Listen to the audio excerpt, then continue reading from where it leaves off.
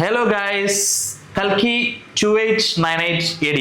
അതെ, അതാണ് ഇന്നത്തെ വിശേഷം. എല്ലാവർക്കും അറിയാം, ഇന്ത്യൻ ഈ ഒരു സിനിമ ലോകത്തില് ഇതുവരെ ആ ഒരു രീതിയിൽ ചെയ്തു വെച്ചിരിക്കുന്നതിൽ കിടിലം പടം. ഈ മഹാഭാരതം ബേസ്ഡ് വന്നതിൽ വൺ ഓഫ് ദ ബെസ്റ്റ്, അല്ലെങ്കിൽ ദ ബെസ്റ്റ് എന്ന് തന്നെ പറയാം. യെസ്, ഇന്ത്യൻ മിത്തോളജി എന്നൊക്കെ പറയുമ്പോഴത്തേക്ക് ആ ഒരു രീതിയിൽ വരുന്നതിൽ ഏറ്റവും ബെസ്റ്റ് പടം. അതെ, അതേപോലെ തന്നെ മേക്കിംഗ് ഒരു രക്ഷയില്ല ഗൈസ്, അത് പറയാതിരിക്കാൻ പറ്റില്ല. അത്രയ്ക്കും കിടിലാണ്, അത്രയ്ക്കും കിടിലെന്ന് പറഞ്ഞാൽ അത്രയ്ക്കും കിടിലം പടം. നമ്മൾ ശരിക്കും വേൾഡിലോട്ട് ശരിക്കും ചെല്ലും അതിനകത്തോട്ട്. അത്രയും നല്ല ഫീലുണ്ട്. പ്രത്യേകിച്ച് മേക്കിംഗ് ആണെങ്കിലും അതിന്റെ കൊണ്ടുവന്ന വേൾഡിൽ ഇൻട്രൊഡ്യൂസ് ചെയ്ത ചില സ്പെസിഫിക് കാര്യങ്ങളൊക്കെ ഉണ്ട്. അതൊക്കെ വളരെ വ്യക്തമായിട്ട് നമുക്കൊരു ഫീലില് കിട്ടും. നമുക്ക് മഹാഭാരതം ഇത് കഴിഞ്ഞിട്ട് 6000 വർഷമല്ലേ? അയ്യോ, അത് കൃത്യമായിട്ട് ഓർമ്മയില്ല. അങ്ങനെ എന്തോ കാണിക്കുന്നുണ്ട്. 6000 വർഷം കഴിഞ്ഞിട്ടാണ്. അതായത് ഇപ്പോഴത്തെയും, അതായത് നമ്മുടെ ഇപ്പോൾ ഉള്ള കാര്യമല്ല, നമ്മുടെ ഫ്യൂച്ചറും പറയുന്നുണ്ട്, നമ്മുടെ പുരാതന കാലവും പറയുന്നുണ്ട്. പഴയ കാലവും പുതിയ കാലവും കൃത്യമായിട്ട് കോർത്തിണക്കി അവര് അവതരിപ്പിച്ചിരിക്കുന്നതാണ്.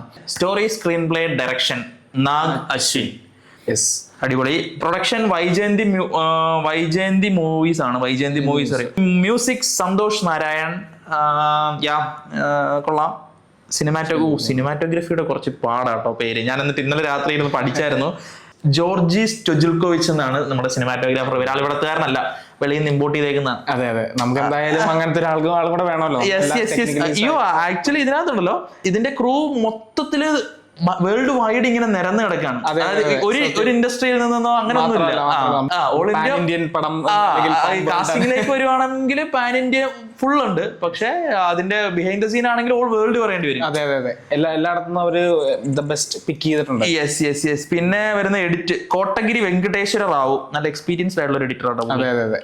കിടിലൻ മേക്കിംഗ് ആണ് മൂവി. നിനക്ക് എന്ത് തോന്നി? അതെ, അടിപൊളിയാണ്. പുള്ളിയുടെ മുമ്പത്തെ മൂവീസ് നമ്മൾ കണ്ടിട്ടുണ്ടാവും. ഒരു മഹാനടി, പിന്നെ അതിനു മുമ്പ് 2-3 പടം പുള്ളി ചെയ്തിട്ടുണ്ട്. ദുൽഖറിന്റെ. അതെ. ദുൽഖർ അല്ല, കീർത്തി സുരേഷാണ് മെയിൻ. ദുൽഖറും ഉണ്ടായി. ആ പടമാണ് നമ്മളൊക്കെ അത്യാവശ്യം കണ്ടിട്ടുള്ള പുള്ളിയുടെ പടം. അപ്പൊ ഇത് ബാഹുബലിക്ക് ശേഷം വരുന്ന ഭയങ്കര ബ്രഹ്മാണ്ഡ പടമാണ്. ഇപ്പൊ സലാറും അങ്ങനെ കുറെ പടങ്ങൾ ആണെങ്കിൽ പോലും നമുക്ക് അത്രയും പ്രഭാസിന് അത്രയും ഒരു ഇത് കിട്ടുന്ന ഒരു പടം വന്നിട്ടില്ല.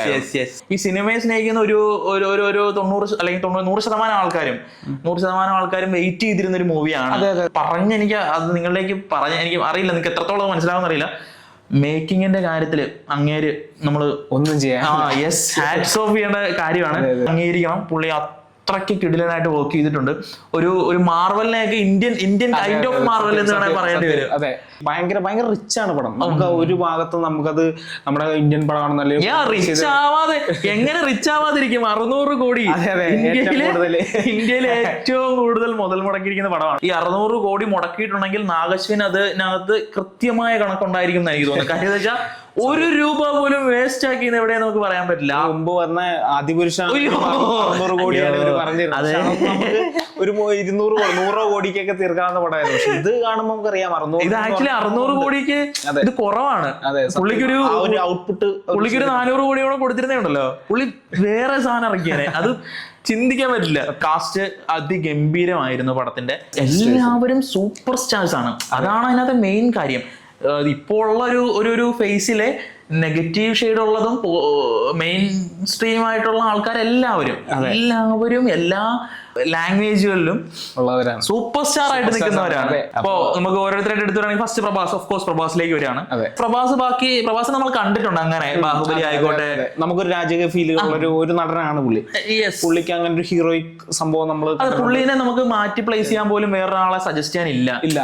ആ ഒരു ക്യാരക്ടറിന്റെ പക്ക ആപ്റ്റാണ് പ്രഭാസ്. ഇങ്ങനെയുള്ള റോളുകളെ ഡീൽ ചെയ്യാൻ പുള്ളിക്ക് പ്രത്യേക ഒരു കഴിവുണ്ട്.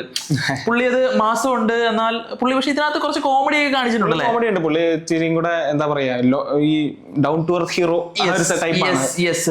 റിബൽ എന്നാണ്, റിബൽ ഹീറോ എന്നാണ് പുള്ളി അറിയപ്പെടുന്നത്. Rebel star. അതെ. പിന്നെ വരുമ്പോ നമുക്ക് എടുത്തു പറയേണ്ട ഒരു വ്യക്തിയാണ് അമിതാഭ് ബച്ചൻ. എനിക്ക് സത്യം പറഞ്ഞാൽ പ്രഭാസിനേക്കാൾ ഇഷ്ടപ്പെട്ട പുള്ളിയാണ്. പുള്ളിയാണ് ഈ പടത്തിലെ ഷോ സ്റ്റീലർ. ഒരു രക്ഷയില്ലാത്ത സാധനമാണ് അമിതാഭ് ബച്ചൻ. ഭീകര പെർഫോമൻസും ഭയങ്കര എന്താ പറയാ, സ്വാഗ് ഒന്നോ എന്ത് വേണേ പറയാം. അത് എനിക്ക് മനസ്സിലാവുന്നില്ല. പുള്ളി ഇപ്പോ പ്രായത്തിൽ ഈവൻ പ്രഭാസുമായിട്ടുള്ള ഫൈറ്റ് സീൻസ് ഒക്കെ ഉണ്ട് പുള്ളിയുടെ.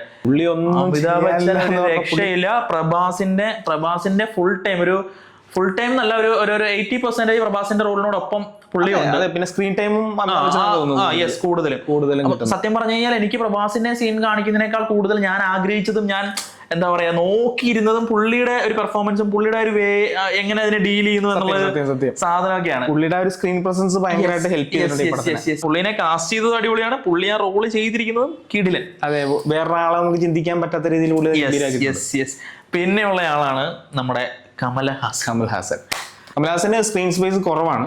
പക്ഷെ അത് എനിക്ക് തോന്നുന്നത് ഇതിനതേ ആവശ്യമുള്ളൂ. ആളുടെ ക്യാരക്ടറിന് എനിക്ക് തോന്നുന്നു ഇതിനകത്ത് അതേ അതിന്റെ ആവശ്യമുള്ളൂ. ഇനി വരാനിരിക്കുന്നതേ ഉള്ളൂ. അതിനകത്ത് അത് ഇച്ചിരി ചിന്നപ്പൊളി ആയിരിക്കും. ദീപിക പദുക്കോൺ നൈസാണ്. ഭയങ്കര മാരക റോളോ അല്ലെങ്കിൽ ഭയങ്കര സൂപ്പർ ലെവൽ റോളോ അങ്ങനെയൊന്നും അല്ല. ഞാൻ ഇടയ്ക്ക് ഞാൻ ഓർത്ത് ഒറിജിനൽ വയറാണോ അവരുടെ ഞാൻ ചിന്തിച്ചു. എനിക്ക് ആ ഒരു ചിന്തയുണ്ടായിരുന്നു. കാരണം ഈ അടുത്ത് അവര് ഇതിന്റെ മീറ്റിലൊക്കെ അത് അങ്ങനെ വരുമോ? കാര്യം എന്താ വെച്ച് കഴിഞ്ഞാൽ ലാസ്റ്റ് പോർഷനിലാണ് അത് ഷൂട്ട് ചെയ്തതെങ്കിൽ മേ ബി ആവാം, നമുക്ക് ഉറപ്പില്ല. എനിക്ക് ഈ സെയിം ഡൗട്ട് ഉണ്ടായിരുന്നു. ഞങ്ങൾ പരസ്പരം ഡിസ്കസ് ചെയ്ത് ഇപ്പം അത് തോന്നുന്നു. കാര്യം എന്താന്ന് വെച്ചാല് ഇപ്പോ ദീപിക പ്രഗ്നന്റ് ആണല്ലോ. അപ്പോ ആള് ഇന്റർവ്യൂലൊക്കെ വന്നപ്പോഴും ഒക്കെ ആളുടെ വയറുണ്ട്. അപ്പൊ ഇതിനകത്തൊരു സീനിനകത്ത് ഇതുപോലെ ഇത്രയും ഡീറ്റെയിൽ ചെയ്യുമ്പോ അത് നമുക്ക് അത് അങ്ങനെ അല്ല എന്നുണ്ടെങ്കിൽ അതിന്റെ മേക്കപ്പ് ഓർ VFX ചെയ്തിരിക്കുന്നത് അത്രയ്ക്ക് ഗംഭീരമാണെന്നാണ് അതിന്റെ അർത്ഥം. പിന്നെ നമുക്ക് പറയാനായിട്ടാണെങ്കിൽ ശോഭനയുണ്ട്, അന്നാബെന്നുണ്ട്, പശുപതി ഉണ്ട്. ഇത്രയുമൊക്കെയാണ് നമുക്ക് എടുത്തു പറയാനായിട്ടുള്ള ആൾക്കാർ. ഇതല്ലാതെയും ആൾക്കാർ ഇതിനകത്തുണ്ട്. പിന്നെ നമുക്കൊരു കിഡിലൻ ഗസ്റ്റ് റോൾസ് എന്ന് പറഞ്ഞ സീരീസ് ഓഫ് ആൾക്കാർ വരുന്നുണ്ട്. ഒന്നിലധികം ക്യാമിയോസ് ഉണ്ട്. അതും വളരെ ഗംഭീരമായിട്ട് അവർക്ക് അതിൻ്റെതായ വാല്യൂ കൊടുത്ത് പല പല പല പല എന്താ പറയാ ഇന്ത്യയിൽ തന്നെ പല സ്ഥലങ്ങളിൽ നിന്നുള്ള ഇൻഡസ്ട്രിയിൽ നിന്നുള്ള ടോപ്പ് ആൾക്കാർ തന്നെയാണ്. അത് ഞങ്ങളായിട്ട് അത് പറഞ്ഞ് ബ്രേക്ക് ചെയ്യണ്ടല്ലോ എന്ന് ഓർത്തിട്ടാണ് നമ്മൾ. സസ്പെൻസ് അല്ല, ഇതിപ്പോ കാണുന്നവർക്ക് ഒരു പരിധിവരെ അറിയാം. പക്ഷെ അടിപൊളിയായിട്ടാണ് അതിനെ ഡീൽ ചെയ്തിരിക്കുന്നത്. തിയേറ്ററിനൊക്കെ അത്യാവശ്യം ഇളക്കാൻ പറ്റിയ അവിടെ ഇളക്കം ഉണ്ടായിരുന്നു. എനിക്ക് അത്യാവശ്യം കുഴപ്പമില്ലായിരുന്നു, നല്ല എക്സ്പീരിയൻസ് ആയിരുന്നു. അന്നാബെന്റെയും ശോഭനയുടെയും പോയിന്റിലേക്ക് വരികയാണെങ്കിൽ അന്നാബെൻ ഇതിനകത്ത് നല്ലൊരു സ്പേസ് ഉള്ള റോളാണ് ചെയ്തിരിക്കുന്നത്. പക്ക അന്ന തന്നെ ആയിട്ടാണ് അതിനകത്ത് പോയിരിക്കുന്നത്. അല്ലാതെ വേറൊരു ഞാനൊരു സൂപ്പർ ഹീറോ മൂവിയിൽ അല്ലെങ്കിൽ ആ ഒരു കൈൻഡ് ഓഫ് മൂവിയിൽ അവതരിക്കുന്നതുകൊണ്ട് ഒന്നും തോന്നില്ല. അന്ന പക്ക ഒരു മലയാളി കുട്ടി അതിനകത്തുള്ളത് തന്നെയാണ് നമുക്ക് തോന്നുന്നത്. അത് അടിപൊളിയായിട്ട് പക്ഷെ ഉള്ളത് അടിപൊളിയാണ്. നമുക്ക് ആ സിനിമയിൽ അങ്ങനെ വേറിട്ട് എടുത്തു നിൽക്കുമൊന്നുമില്ല. സൂപ്പറായിട്ടാണ് ചെയ്തിരിക്കുന്നത്. വേണ്ടി ആ ക്യാരക്ടറിന് പക്കയാണ് അന്ന. അതെ. പിന്നെ അതേപോലെ തന്നെ ശോഭന അത്യാവശ്യം നല്ല ഒരു ബോൾഡ് ആയിട്ടുള്ള ഒരു ക്യാരക്ടറാണ്. ചുമ്മാ കാസ്റ്റ് ചെയ്യേണ്ടത് കൃത്യമായിട്ട് ചുമ്മാ പ്ലേസ് ചെയ്ത് ഒരാളെ കൊണ്ടുവരാൻ വേണ്ടിയിട്ടല്ല. അത് കറക്റ്റ് ശോഭനയാണ് അതിന് വേണ്ടത് എന്ന് മനസ്സിലാക്കിയാണ് അത് ശോഭനയെ കാസ്റ്റ് ചെയ്തിരിക്കുന്നത്. നല്ല സ്പേസ് ഉള്ള റോളാണ്, നല്ല റോളാണ്. പിന്നെ നമ്മൾ എടുത്തു പറയേണ്ട ഒരാളാണ് ഇതിന്റെ എഡിറ്റിംഗ്.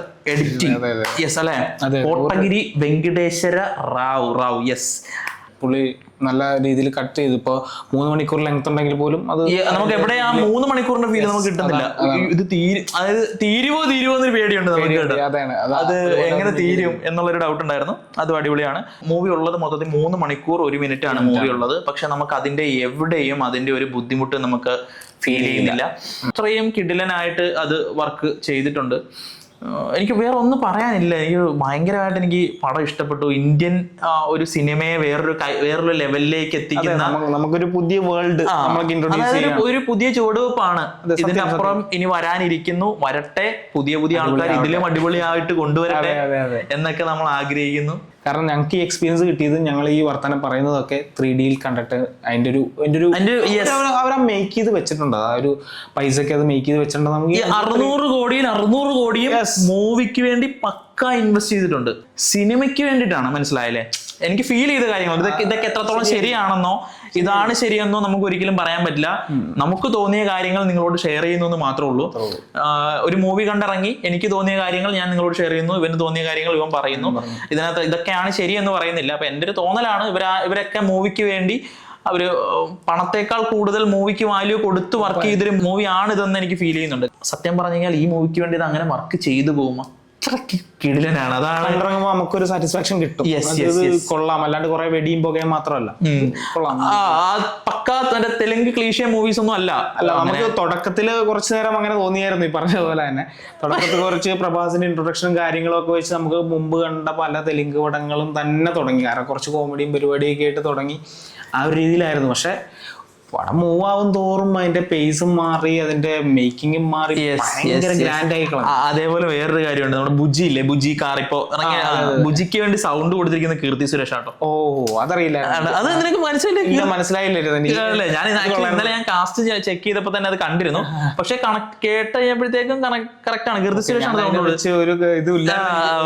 അത് കീർത്തി സുരേഷ് ആണ് ചെയ്തിരിക്കുന്നത്. അടിപൊളിയായിട്ടല്ലേ ചെയ്തേക്കണേ, സൂപ്പർ ആയിരുന്നു. അതും ഒരു പ്രധാന ക്യാരക്ടറാണ്. ഈ ഇവരെയൊക്കെ പറയാതിരിക്കാൻ പറ്റില്ല കേട്ടോ, നമ്മുടെ VFXും ഇതൊക്കെ. അത് അവരുടെ ടീം മെമ്പേഴ്സും ക്രൂ മെമ്പേഴ്സും ഒന്നും എടുത്തു പറയാൻ പറ്റില്ല. ഞാനത് ഇന്നലെ അതിന്റെ ഒരു വീഡിയോ കണ്ടപ്പോഴത്തേക്ക് അത് ഭയങ്കര വലിയ ലിസ്റ്റാണ്. എന്തോ 60, 50, 70 പേരെങ്ങാണ്ടുള്ള ലിസ്റ്റാണ്. പടം കഴിയുമ്പോൾ തന്നെ ഒരു ലോഡ് വരുന്നുണ്ട്. അതായത് തീരുന്നില്ല, ഇത് കുറെ ഉണ്ട്, നല്ല സ്പീഡിലാണ് എഴുതി കാണിച്ചത്. അതുകൊണ്ട് നമുക്കത് എടുത്ത് പറയാൻ പറ്റില്ല. അപ്പോ ഗൈസ് വേറെ ഒന്നും പറയാനില്ല, നേരെ പോയി കണ്ടോ. ഏറ്റവും നല്ല തിയേറ്ററിൽ തന്നെ. ഇത് നമ്മൾ വെയിറ്റ് ചെയ്ത് കഴിഞ്ഞ് കഴിഞ്ഞാൽ വീണ്ടും നമുക്ക് ആ ഒരു ഫീല് കിട്ടാനുള്ള ഇത് നഷ്ടപ്പെടും. അപ്പൊ അതുകൊണ്ട് എത്രയും പെട്ടെന്ന് തിയേറ്ററിൽ പോയി കണ്ടു. അത്രയ്ക്ക് കിടിലാണ്, ഇന്ത്യൻ സിനിമയെ മാറ്റുന്ന ഒരു വിസ്മയം. അങ്ങനെ തന്നെ പറയാം, വിസ്മയം തന്നെയാണ്. 3D തന്നെ കാണുക. Okay, thank you guys, thank you so much.